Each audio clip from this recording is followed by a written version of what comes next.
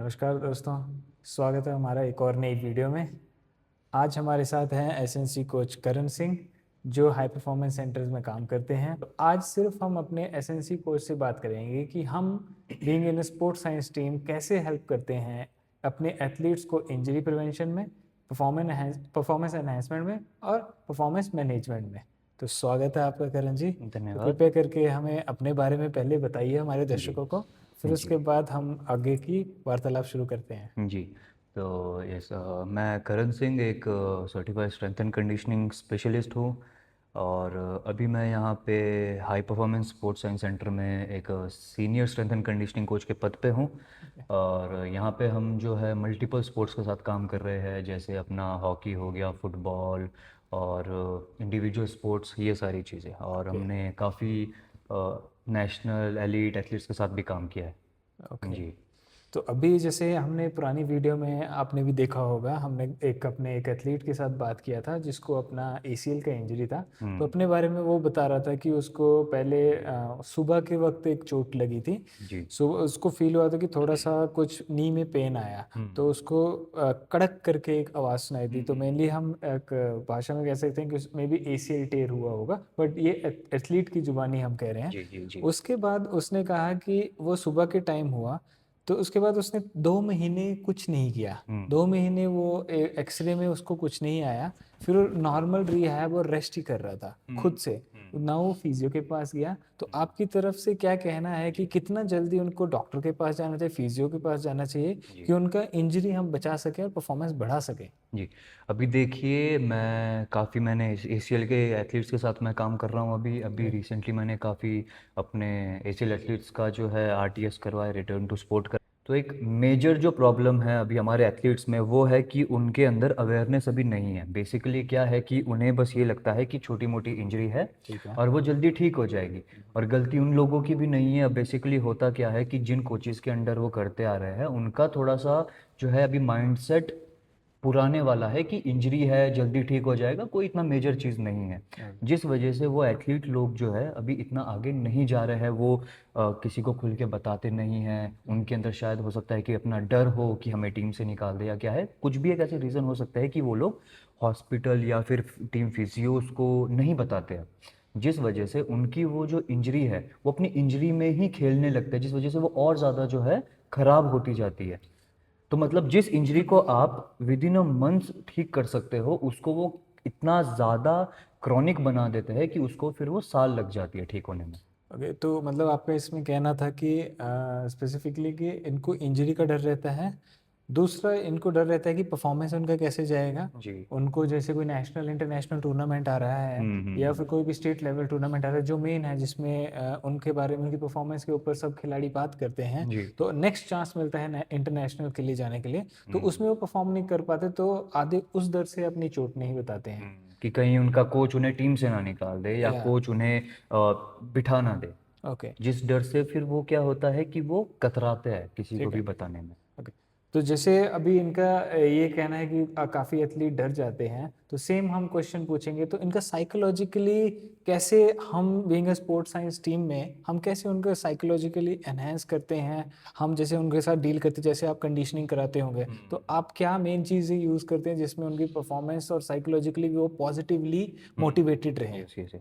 देखिए, as a coach हमारा सबसे बड़ा ये काम रहता है कि हम उनको जो है एक पॉज़िटिव फ़ीडबैक दे के रखें हमेशा, ओके।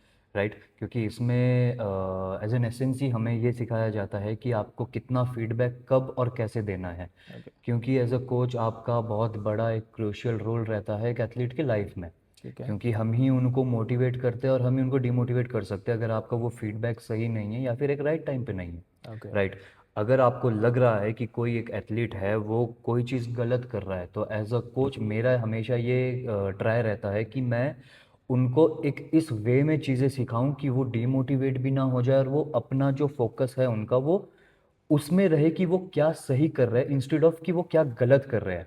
ओके। तो उनका मुझे माइंड शिफ्ट करना है गलत से सही वाली चीज़ में उनको, like we have to give consistent feedback, उनको ओके। मोटिवेट करना होता है। एक अच्छा बॉन्ड उनके साथ बनाना होता है। और सबसे जो बड़ी बात है जो मैं अपने नए बिगिनर एसएनसीज को कहता हूँ, या अपने मेरे जितने भी मेरे स्पोर्ट्स कोचेज है अभी जो नए आ रहे हैं या जो अभी पढ़ाई कर रहे हैं, उनका मेरा बस एक ही रिक्वेस्ट रहेगा कि हमें अपने एथलीट्स को एजुकेट करना होगा। तो अगर हम कोई भी सेशन कर रहे हैं, कोई भी ड्रिल कर रहे हैं, हमें ये ट्राई करना है कि हम उसके बारे में अपने एथलीट को समझाएं, बताएं कि हम ये चीज़ क्यों कर रहे हैं, इससे उनके अंदर क्या होगा, सो दैट उनके अंदर भी एक क्यूरियोसिटी बनी रहेगी, उनके अंदर भी जो है एक इंटरेस्ट बना रहेगा ओके। और वो अपना 100% दे पाएंगे। ओके। और इससे होता क्या है कि एथलीट आपके साथ खुल के बात कर सकता है, तो कोई भी चीज़ हो वो छुपाएगा नहीं। ठीक है।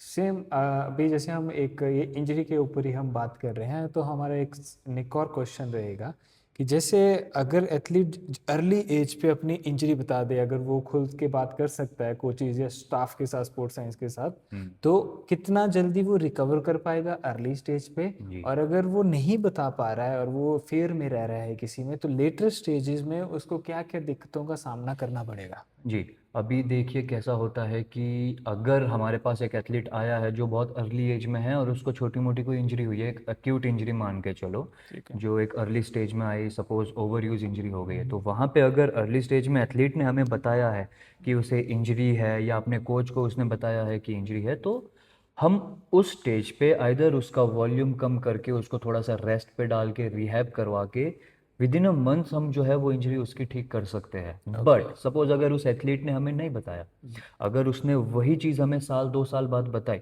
तो वो अक्यूट इंजरी क्रॉनिक में हो जाती है, मतलब कि एक लॉन्ग टर्म जो है वो फिर बढ़ती रहती है, बढ़ती रहती है। तो जहाँ पे हमें उस इंजरी को ठीक करने के लिए महीने लग रहे थे, अब हमें वहाँ पे साल लग सकती है। और इससे होगा क्या, अब देखिए क्या होता है कि एथलीट लोग बेसिकली इस चीज़ से डरते हैं कि हमारी परफॉर्मेंस ना गिर जाए, हमें घर पे ना बैठना पड़े। ठीक है। अब जहाँ पे उन्हें सिर्फ हफ्ता, 1.5 हफ्ता या 1 महीना अगर उनको रेस्ट करना होगा, अब क्योंकि उन्होंने चीज़ें नहीं बताई है, वो चीज़ें क्रॉनिक हो गई है, अब उनको हो सकता है कि 1 साल बैठना पड़े, जिस वजह से उनकी परफॉर्मेंस एकदम ज़ीरो हो जाएगी, तो उनको फिर ज़ीरो से स्टार्ट करना पड़ेगा। तो यही चीज़ जो है हमें एथलीट को एजुकेट करना पड़ेगा ओके। कि चीज़ें ऐसे काम नहीं करती है। आपको जब कोई इंजरी हुई है तो हमें जितना जल्दी हो सके उसको ठीक करना है, सो दैट आपकी परफॉर्मेंस में भी ज़्यादा कॉम्प्रोमाइज़ ना हो और आप जो है जल्दी से जल्दी अपने पिच में या फिर अपने ग्राउंड में वापस जा सके खेलने के लिए। ओके।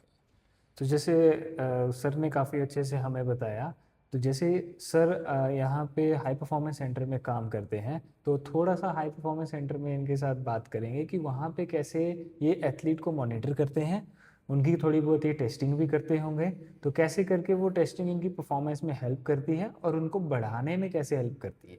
जी। तो अभी कैसा होता है, सपोज हमारे पास एक टीम आती है, राइट? तो सबसे पहले हमें उनकी फिजिकल क्वालिटीज़ देखनी है कि वो टीम एग्जैक्टली वो एथलीट्स अभी किस लेवल पे है, ओके। उनके अंदर जो है कौन कौन सी जो क्वालिटीज़ है। अगर मैं 1-2 क्वालिटी की बात करूँ, सपोज स्पीड हो गई, स्ट्रेंथ हो गई या पावर हो गई, हमें पहले वो मेजर करना है कि कौन एथलीट किस लेवल पर अभी है, ठीक है। राइट? उनके अंदर क्या कमी है, क्या उनकी स्ट्रेंथ है। तो एक बार जब हमें वो टेस्टिंग से वो डेटा मिल जाता है, हम इंटरप्रिटेशन करके हम ये देख सकते हैं कि किस एथलीट को कहाँ पे किस जगह पे काम करना है जिससे उसकी परफॉर्मेंस और ज़्यादा बढ़ सकती है, ओके। राइट? सपोज कोई एक एथलीट है जिसका स्ट्रेंथ बहुत अच्छा है, हाँ। बट उसका पावर डेवलपमेंट कम है, मतलब कि वो स्ट्रेंथ बहुत अच्छा है बट उसको वो डायनामिकली यूज़ नहीं कर पा रहा अपने फोर्स को। और अगर हमने उसका टेस्टिंग नहीं किया, अगर हमने उसको कुछ चेक नहीं किया और हम रैंडमली उसको वर्कआउट करवाते गए, तो होगा क्या कि हम एक स्ट्रांग पार्ट को स्ट्रांग करते जाएंगे जबकि वीक अपना हमारा वीक रहेगा। ठीक तो है। उन टेस्टिंग से हमें एक डेटा मिलता है, एक रिजल्ट मिलता है कि हमें किस जगह पे काम करना है, हमारे को कौन सा गैप को फिल करना है उसकी परफॉर्मेंस इंप्रूव करने के लिए। जैसे स्ट्रेंथ पे काम करना है, कि एंड्योरेंस, की एग्जैक्टली पावर, हाँ। की स्पीड वर्क पे काम करना है, यस। कि एजिलिटी पे काम करना है, टोटली, हाँ। तो एक कम सो दैट टोटल। एक रैंडमाइज चीज़ें ना हो कि हम रैंडमली कुछ भी आज ये कर लिया वो कर लिया, नहीं, यहाँ पे हर एक चीज़ स्ट्रक्चर्ड रहती है। ओके। तो सर इसमें एक और चीज़ पूछना था, जैसे एक स्पोर्ट्स है, एग्जांपल आप हॉकी या फुटबॉल, जो भी आपको अच्छा लगे एग्जांपल देने में, तो उसमें हर एक एथलीट की डिमांड अलग रहती है, कि हम सोचते हैं कि एक ही स्पोर्ट्स है तो सब बच्चे को डिमांड सेम रहेगी? आपका क्या कहना है? देखिए, क्या होता है कि अगर हम बात करें हॉकी या फुटबॉल की, अगर हम बात करें तो फुटबॉल में जितना प्लेयर रहता है सबका जो है पोजीशन अलग होता है, सबकी पोजीशनल डिमांड अलग होती है। अगर आप गोलकीपर को देखेंगे और अगर आप स्ट्राइकर या विंगर को देखेंगे, उन दोनों का डिमांड अलग है। एक गोलकीपर सिर्फ गोल पोस्ट पे रहता है, उसका ज़्यादा मूवमेंट, आपका लेटरल मूवमेंट्स होता है, रिएक्शन टाइम उसका बहुत अच्छा चाहिए उसे। ठीक है। बट वहीं अगर हम बात करें एक स्ट्राइकर की, तो उसके पास आपको स्प्रिंट बहुत ज़्यादा अच्छा चाहिए, उसके पास स्पीड होना चाहिए। तो इस तरह से जो है कुछ एक मेजर जो चीज़ें हैं वो है, और बाकी जो माइनर है वो दोनों की ऑलमोस्ट सेम है। वहीं अगर हम बात करें अपनी क्रिकेट की, तो आप अगर देखोगे एक बैट्समैन को और एक बॉलर को, उनकी दोनों की डिमांड अलग है। अगर एज अ एसएनसी जब हम उनके साथ काम करते हैं तो हम थोड़ी बहुत चीज़ें चेंज करते हैं। जैसे अगर एक क्रिकेटर को ले लेंगे तो क्रिकेटर का ज़्यादा क्या है कि उसका बेस एकदम स्ट्रांग होना चाहिए, सपोर्टिव बेस होना चाहिए, बैलेंस अच्छा होना चाहिए, राइट। उसका रोटेशनल पावर, उसका शॉट मारने के लिए बहुत अच्छा होना चाहिए। वहीं पे फास्ट बॉलर हो गया, उसको आपका 10-20 मीटर का स्प्रिंट अच्छा होना चाहिए, उसका throwing power, upper body power अच्छा होना चाहिए, राइट। लोअर बॉडी उसका बेसिकली वो यूनिलेटरली हम ज़्यादा काम करते हैं। तो इस तरह से हर गेम में अलग अलग प्लेयर का थोड़ा सा जो है पोजिशनल स्पेसिफिक चीज़ें अलग होती है, ओके। क्योंकि हम रेंडमली चीज़ें नहीं कर सकते। तो जैसे हमने अभी थोड़ी देर पहले टेस्टिंग की बात करी, हाँ। यही चीज़ें हैं जो हमारे को पता करके बताती है कि किस एथलीट में हमें क्या काम करना है। अगर हम एक एक जनरल प्रोग्राम एक पूरी टीम को हम देंगे तो होगा क्या कि किसी बच्चे का जो चीज़ स्ट्रांग है वो वहीं पर रहेगा, और जिसका वो वीक है वो स्ट्रांग हो जाएगा। बेसिकली डेवलपमेंट कुछ बच्चों का होगा, कुछ वहीं के वहीं रह जाएंगे। ओके। तो यहाँ से जब हमें टेस्टिंग का डेटा पता लगता है, हमें ये पता लगता है कि हमें किस एथलीट पे क्या चीज़ काम करनी है, सो दैट वो एक जनरलाइज प्रोग्राम ना हो कि इंडिविजुअलाइजेशन थोड़ा सा हम उस चीज़ पे जा सके। ओके। तो सर जैसे ये जो हमने मॉनिटरिंग की बात की, तो रेगुलर कितने इंटरवल्स में हम उनको मॉनिटर रेगुलर करते रहते हैं? मतलब 6 महीने में, साल में एक बार, या 3 महीने में, कैसे जी। करके है? तो ये अगेन डिपेंड करता है उनकी गेम्स पे। अगर ओके। उनका साल में अगर 2 गेम्स है, सपोज अगर 6-6 महीने में उनका गेम आ रहा है, तो जब भी उनका एक ऑफ सीज़न आता है, राइट। जिन लोगों को नहीं पता ऑफ सीज़न क्या है, बेसिकली जब आपके कोई भी गेम्स नहीं होती है और आपका सारा स्किल प्रैक्टिस और एकदम जनरल वर्क जब आपका रहता है, जब आपके दूर दूर तक कोई कंपटीशन नहीं है, गेम नहीं है, कुछ भी नहीं है, उसको हम अपनी लैंग्वेज में ऑफ सीज़न कहते हैं, ओके। राइट। तो ऑफ सीज़न की बिगिनिंग में, जब आपका ऑफ सीज़न स्टार्ट होने वाला है, तो ऑफ सीज़न की स्टार्टिंग में हम एक बार टेस्टिंग करते हैं, ओके। ये देखने के लिए कि हमें एक्चुअल में अब काम किस चीज़ पे करना है। ठीक है। एक बार आपका ऑफ सीज़न का पीरियड सपोज 1 महीना 2 महीने का ओवर हो गया, तो end of the of season हम एक और टेस्टिंग करेंगे कि हमने जो इतना टाइम ये लिया, क्या इसमें हमें एक्चुअल में प्रोग्रेस मिली, ओके। और अगर नहीं मिली तो वो क्यों नहीं मिली।